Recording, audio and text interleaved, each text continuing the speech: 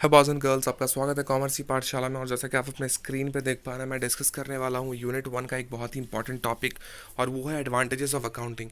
तो ये जो टॉपिक है हमारा, ये 11-12 के बच्चों से भी रिलेटेड है। जो जो बच्चे कॉमर्स में एकदम बेसिक लेवल से स्टार्ट कर रहे हैं अभी, ये टॉपिक उनके लिए भी इंपॉर्टेंट है। तो मैं क्लास 11 में भी ये चीज़ें शेयर करूँगा, तो आई होप कि आपको काफ़ी ज़्यादा हेल्प हो पाएगी। ठीक है, तो लेक्चर स्टार्ट करते हैं। उसके पहले कहना चाहूँगा कि अगर आप हमारे चैनल पर नए हैं तो हमारे चैनल को सब्सक्राइब कर लीजिए और बेल आइकन दबा दीजिए, ताकि आपको मेरे वीडियोस की नोटिफिकेशन जो है वो सबसे पहले मिलती रहे। ठीक है, सो आज का जो हमारा टॉपिक होने वाला है वो होने वाला है एडवांटेजेस ऑफ अकाउंटिंग। अकाउंटिंग करने के कौन कौन से फ़ायदे हैं, ये मैं आपको इस वीडियो लेक्चर के माध्यम से बताऊंगा। ठीक है, तो चलिए लेक्चर स्टार्ट करते हैं। सबसे पहला पॉइंट है रिप्लेसेस मेमोरी। जो सबसे पहला अकाउंटिंग एडवांटेज होता है वो ये होता है कि आपको जो है अपने दिमाग में बहुत सारी चीज़ें रखने की ज़रूरत नहीं पड़ती हैं। आप उसको किताबों में लिख करके रखते हो, तो आपका जो दिमाग है वो बिल्कुल फ्री रहता है ना। तो एक तरीके से मेमोरी के वो रिप्लेस कर देता है अकाउंटिंग। ठीक है, तो यहाँ पे देखो क्या लिखा हुआ है, since all the financial events are recorded in the book, there is no need to rely on memory. ठीक है ना, जैसा कि आप अपने सारे अकाउंटिंग ट्रांजेक्शन्स को, फाइनेंशियल इवेंट्स को अपने किताबों में रिकॉर्ड कर रहे हो, बुक में रिकॉर्ड कर रहे हो, तो उस केस में आपको अपने मेमोरी के ऊपर रिलाई करने की ज़रूरत बहुत ज़्यादा जो है वो नहीं पड़ती है। The book of account will serve as a historical record. जो बुक ऑफ अकाउंट होता है वो एक तरीके से हिस्टोरिकल रिकॉर्ड के रूप में काम करता है, जहाँ पे आप कोई भी जानकारी जो है समय कह रहा हूँ, टाइम के हिसाब से आप निकाल सकते हो। Any information required at any time can be easily had from these records. ठीक है, किसी भी तरह की जानकारी हो, किसी भी समय की जानकारी हो, सपोज 1 साल पहले की भी क्यों ना हो, तो आप उसको बहुत ही ईजिली निकाल सकते हो उन रिकॉर्ड्स बुक्स के साथ। राइट, तो ये एक तरीके से मेमोरी को रिप्लेस करता है। दूसरा पॉइंट है प्रोवाइड्स कंट्रोल ओवर एसेट्स। ठीक है ना, ये आपके कंट्रोल को प्रोवाइड करेगा एसेट्स के ऊपर। ठीक है ना, accounting provides information regarding cash in hand, cash at bank, the stocks of goods and the amounts receivable from various parties and the amounts invested in the various other assets. ठीक है, तो ये एक तरीके से आपके कंट्रोल को और मजबूत करेगा एसेट्स के ऊपर। कैसे? क्योंकि अकाउंटिंग इन्फॉर्मेशन जो है आपको इन्फॉर्मेशंस प्रोवाइड करता है कि आपके पास हाथ में पैसे कितने हैं, आपके पास कितने पैसे आपके बैंक में हैं, कितने सारे रुपए के गुड्स जो है आपके पास हैं, और कितने रुपए जो है आपको दूसरे लोगों से मिलने हैं, या फिर आपको कितने रुपए देने हैं। तो ये एक तरीके से एसेट्स को आपको दिखाता है। एसेट्स आपको समझ में आता है कि आपके एसेट्स कहाँ कहाँ है। तो अगर आपको ये बात पता रहेगी तो डेफिनेटली उसका कंट्रोल भी आपके पास ही होगा, है ना। So information about such matters help the owners and management to make use of those assets in the best positive way, best possible way.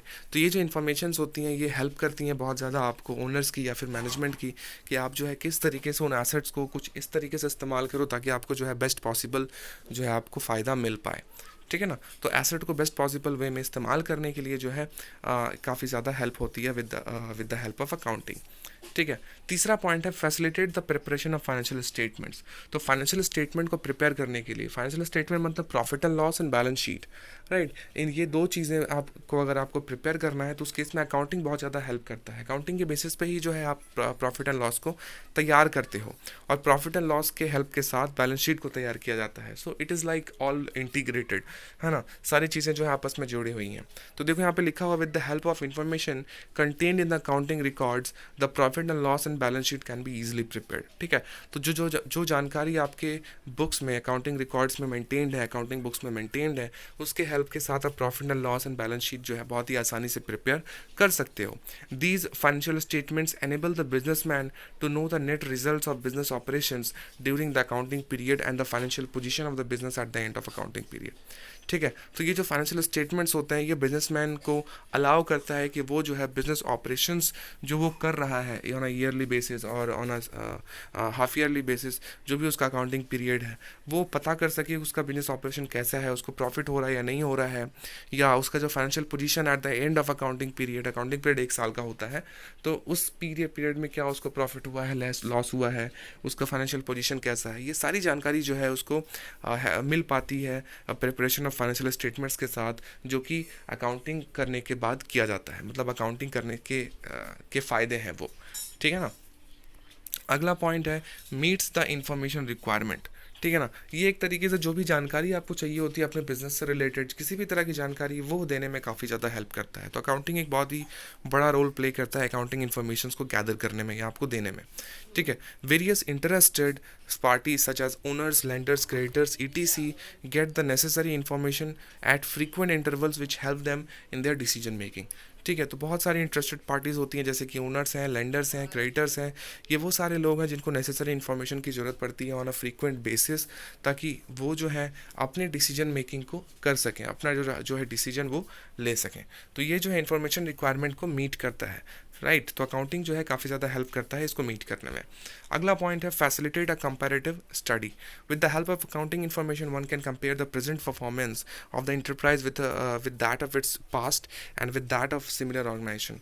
तो यहाँ पे देखो, जो आप कंपैरेटिव स्टडी कर सकते हो with the help of accounting, because ये जो है आप सपोज पिछले 5 साल से अकाउंटिंग कर रहे हो, तो इस साल जो आपको फ़ायदा हुआ वो पिछले 5 साल के फ़ायदों का से कितना ज़्यादा है या कितना कम है, राइट। इस तरह की आप कंपैरेटिव स्टडी कर सकते हो। रिजल्ट तो कंपैरेटिव स्टडी का कुछ भी निकल सकता है, बेहतर बुरा कुछ भी, लेकिन आप कंपैरेटिव स्टडी कर सकते हो। तो ये तो अपने ही कंपनी में लाइक ईयर वाइज परफॉर्मेंस को हम कंपेयर कर रहे हैं, बट अब एक तरह का और कंपैरिजन आप कर सकते हो, जो कि ये होता है कि आपके लाइक सिमिलर जो ऑर्गेनाइजेशन है, मतलब आप जिस प्रोडक्ट में डील कर रहे हो उसी प्रोडक्ट में सपोज कोई और कंपनी भी डील कर रही है, तो उसके साथ आपका प्रॉफिट कैसा है, आपको एज है या नहीं है, आपको कहाँ पे फ़ायदा मिल रहा है, कहाँ पे लॉस मिल रहा है, ये सारी जानकारी जो है ये काफ़ी ज़्यादा हेल्प करती है आपको। तो अकाउंटिंग जो है कंपैरेटिव स्टडी करने में भी काफ़ी ज़्यादा हेल्प करता है।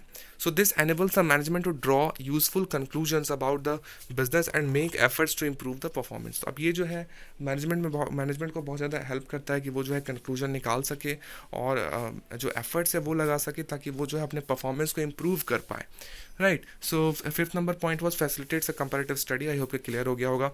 छठा नंबर पॉइंट है assist the management in many other ways. तो अकाउंटिंग जो होता है वो अपने मैनेजमेंट को असिस्ट करता है बहुत अलग अलग तरीकों से। कैसे, देखो, the accounting information provided to the management helps them in taking rational decisions and in planning and controlling all business activities। तो जो अकाउंटिंग इन्फॉर्मेशन प्रोवाइड की जाती हैं उसके ज़रिए मैनेजमेंट को जो है बहुत ज़्यादा हेल्प हो पाता है कि वो जो है उसको रैशनल डिसीजंस लेने हैं, प्लानिंग करनी है और कंट्रोलिंग करना है अपने बिजनेस एक्टिविटीज़ को कुछ इस तरीके से कि उनको जो है प्रॉफिट हो सके। प्रीवियसली वो कर रहे थे, लेकिन अकाउंटिंग इन्फॉर्मेशन जब नया प्रेजेंट निकल करके आया तो आपको पता चला कि यहाँ पे जो है आपसे थोड़ी सी भूल हो रही थी, तो उसको आप मॉडिफाई करोगे, उसको आप जस्टिफाई करने की कोशिश करोगे with like different kind of working, है ना। तो ये एक तरीके से मैनेजमेंट को असिस्ट करता है बहुत अलग अलग तरीक़ों से, ताकि आपका जो मैनेजमेंट है वो अच्छा हो सके और अल्टीमेटली जो कंपनी है वो और बड़ी और अच्छी बन सके। ठीक है, और भी पॉइंट्स हैं 2-3, उनको भी कर लेता हूँ। 7वां नंबर पॉइंट है डिफ़िकल्ट टू कंसील फ्रॉड और थेफ्ट। ठीक है ना, अगर आप अकाउंटिंग करोगे तो उस केस में जो फ्रॉड होने के चांसेस रहते हैं या फिर चोरी जो होने की चांसेस रहती हैं वो कम हो जाती हैं, right. It is difficult to conceal fraud and theft ETC, है ना। फ्रॉड एंड थेफ्ट को, चोरी को जो है कंसील कर पाना, उसकी जानकारी को निकाल पाना बहुत ज़्यादा मुश्किल है, because the periodic balancing of book of account, क्योंकि आप पीरियोडिकली जो है बैलेंस करते हो। Further in big organisation the book keeping work is divided among many positions. माफ़ी चाहूँगा जी। तो फर्दर क्या होता है, further in big organisations the book keeping work is divided among many persons with minimise the chances of committing fraud. तो इस case में क्या होता है कि जो बुक कीपिंग का जो काम होता है बहुत सारे ऑर्गेनाइजेशंस में, उसके लिए एक बहुत ही वास्ट और बहुत ही ज़्यादा लोगों का एक ग्रुप होता है जो कि बुक कीपिंग को मेंटेन करते हैं, ताकि उस केस में जो है जो फ्रॉड होने के जो चांसेस हैं वो बहुत ज़्यादा कम जाए, राइट। मिनिमाइज़ करने के लिए फ्रॉड होने के चांसेस को और थेफ्ट होने के चांसेस को वो क्या करते हैं, बुक कीपिंग के ऊपर बहुत ज़्यादा ध्यान देते हैं, राइट। तो ये काफ़ी ज़्यादा एक इंपॉर्टेंट पॉइंट है जो कि एक एडवांटेज है, मैं कहना चाहूँगा। अगला पॉइंट है टैक्स मैटर्स। तो गवर्नमेंट को टैक्स मैटर्स को टैकल करने के लिए भी जो अकाउंटिंग इन्फॉर्मेशन है काफ़ी ज़्यादा हेल्प करता है, जो अकाउंटिंग है वो काफ़ी ज़्यादा हेल्प करता है, right. The government levies various taxes such as custom duty, excise duty, sales tax, income tax. तो गवर्नमेंट जो है बहुत सारे टैक्सेस जो है लगाती है बहुत सारे लोगों के ऊपर, जो बिजनेसमैन होते हैं उनके ऊपर, जैसे कि कोई कस्टम ड्यूटी हो गई, एक्साइज ड्यूटी हो गई, सेल्स टैक्स हो गया या इनकम टैक्स हो गया। ये सारी चीज़ें जो है आपको पे करनी पड़ती हैं अगर आप बिजनेसमैन हो, अगर आप बिजनेस से रिलेटेड हो तो, राइट। तो properly maintain accounting records with help them in the settlement of all tax matters with the tax authorities, right. तो आपके पास अगर अकाउंटिंग रिकॉर्ड्स हैं, अगर आप अकाउंटिंग रिकॉर्ड्स को मेंटेन कर रहे हो, तो with the help of those accounting record आपको जो है टैक्स मैटर्स को सेटल करने में टैक्स अथॉरिटीज़ के साथ काफ़ी ज़्यादा हेल्प होता है, क्योंकि आप रिकॉर्ड पहले से ही कर रहे होते हो। टैक्स अथॉरिटीज़ को अलग से ऑडिट करने की ज़रूरत नहीं पड़ती, या फिर अगर उनको ऑडिट करवाना भी पड़ता है तो एक ही बार चेक करने के लिए कि आपकी ऑडिटिंग किस तरह की है, राइट। अगर आपकी ऑडिटिंग अच्छी होगी तो नेक्स्ट टाइम हो सकता है उनकी ऑडिटिंग हो भी ना, ठीक है ना, आपकी ऑडिटिंग ही रिलायबल हो जाए और आपके अकाउंटिंग ऑडिटिंग के बेसिस पे ही आपको जो है टैक्स पे करने के लिए बोला जाए।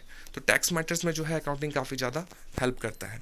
9वां पॉइंट है एसरटेनिंग वैल्यू ऑफ बिजनेस। तो किसी भी बिजनेस के वैल्यू को असरटेन करने के लिए, किसी भी बिजनेस के वैल्यू को पता लगाने के लिए जो है इसका इस्तेमाल किया जा सकता है, ठीक है। तो in the event of sale of a business firm, अगर आप अपने बिजनेस फर्म को सेल करते हो तो उस बिजनेस का क्या वैल्यू है, the accounting record will have the ascertaining the correct value of the business.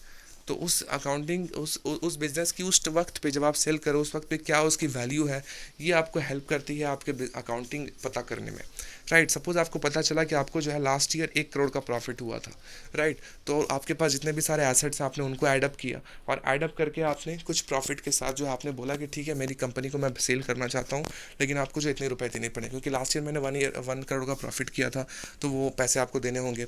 उसके अलावा जो एसेट्स मैं आपको बेच रहा हूँ अपनी कंपनी के साथ, उसके पैसे आपको देने होंगे, प्लस गुडविल जो होता है वो भी बिकता है, राइट। तो ये सारे चीज़ों को एडअप करके जो है कंपनी जो है वैल्यू निकालती है अपने बिजनेस का, राइट। तो अकाउंटिंग जो है काफ़ी ज़्यादा हेल्प करता है किसी भी बिजनेस के वैल्यू को निकालने में, राइट। तो ये भी काफ़ी ज़्यादा इंपॉर्टेंट है। 10वां नंबर पॉइंट है acts as a reliable evidence.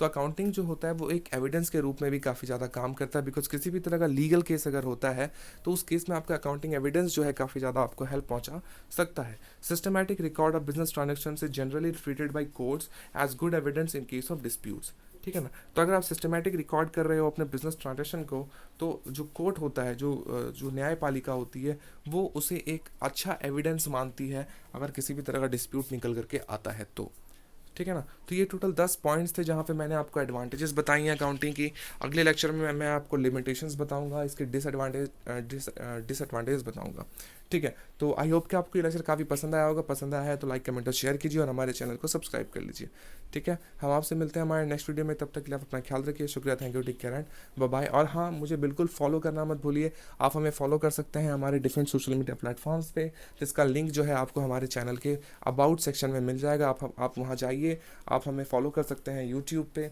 आप हमें फॉलो कर सकते हैं ट्विटर, इंस्टाग्राम और फेसबुक पे, ठीक है। तो बस आज के लिए इतना ही। आपसे अगले क्लास में मैं मिलता हूँ, ठीक है। Ta-ta, bye bye, have a nice day.